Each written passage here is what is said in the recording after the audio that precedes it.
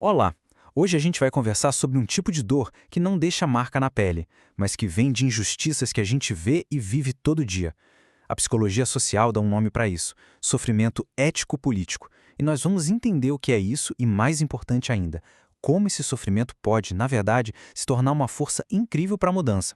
Para começar, vamos imaginar uma cena que talvez seja bem familiar. Pensa só, naquela situação, pode ser na escola, no trabalho, em que uma piadinha sobre o jeito de alguém se vestir ou de falar simplesmente não para.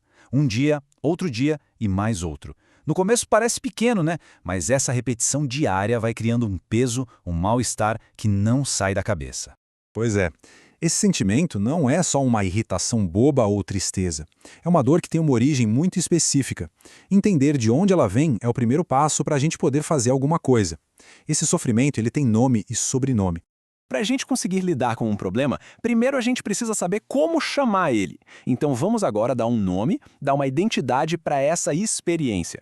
E o nome é esse aí: sofrimento ético-político. O ponto-chave aqui, gente, é de onde ele vem. Não estamos falando de qualquer tristeza. É uma dor que nasce de situações de injustiça, de desigualdade, que acontecem ali na nossa rotina. Tá, mas por que um nome assim tão específico? Vamos quebrar ele em dois. É ético porque mexe com o que a gente entende como certo e errado, como justo. E é político porque tem tudo a ver com relações de poder desiguais. E o ponto mais importante de todos é esse: a culpa não é da pessoa que sofre. É algo de fora que ataca a autoestima dela e, principalmente, diminui a sua potência de agir, ou seja, a sua capacidade de fazer as coisas acontecerem. Ok, agora que a gente já sabe o nome, como é que a gente identifica isso na prática, no dia a dia? Existem alguns sinais bem claros que, depois que a gente aprende a enxergar, fica impossível ignorar. Vamos dar uma olhada em 4 desses sinais que são super comuns: as microagressões, as humilhações, a restrição de oportunidades e a exclusão das decisões. Primeiro, as microagressões. Sabe aquele comentário que vem disfarçado de brincadeira sobre o sotaque de alguém ou sobre o bairro onde a pessoa mora? Sozinho, ele pode até parecer inofensivo, mas o veneno está na repetição. É como uma gota d'água que, todo santo dia, vai minando a autoconfiança da pessoa. O segundo sinal são as humilhações. Aqui o ataque é mais direto, mais na cara. É quando alguém é diminuído na frente de todo mundo, tratado como se fosse inferior. Ser corrigido de um jeito agressivo ou ter uma opinião completamente ignorada com desprezo são exemplos clássicos que ferem a dignidade. Depois vem a restrição de oportunidades. Isso rola quando alguém quer e pode fazer algo, mas as portas são simplesmente fechadas. É negar acesso aos mesmos materiais, às mesmas atividades, às mesmas chances que outras pessoas têm. É uma barreira que a gente não vê, mas que é muito, muito real. E por último, a exclusão das decisões. Olha, esse aqui é um dos mais graves, porque ele tira o poder de ação da pessoa. É quando a voz dela é calada, as opiniões dela não contam e ela não pode participar de escolhas que afetam a própria vida dela. Então, resumindo a história, o sofrimento ético-político não está só nos grandes conflitos que a gente vê no jornal. Ele está na injustiça que se infiltra na nossa rotina, no nosso cotidiano.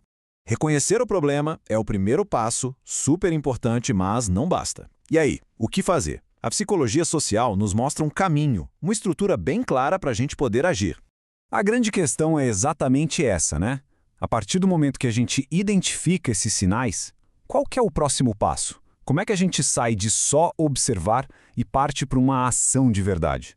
E a resposta está numa estrutura de 4 passos. Não é fórmula mágica, é um processo bem humano. Primeiro, escutar, mas escutar de verdade, sem julgar. Depois, compreender as causas sociais por trás daquela dor.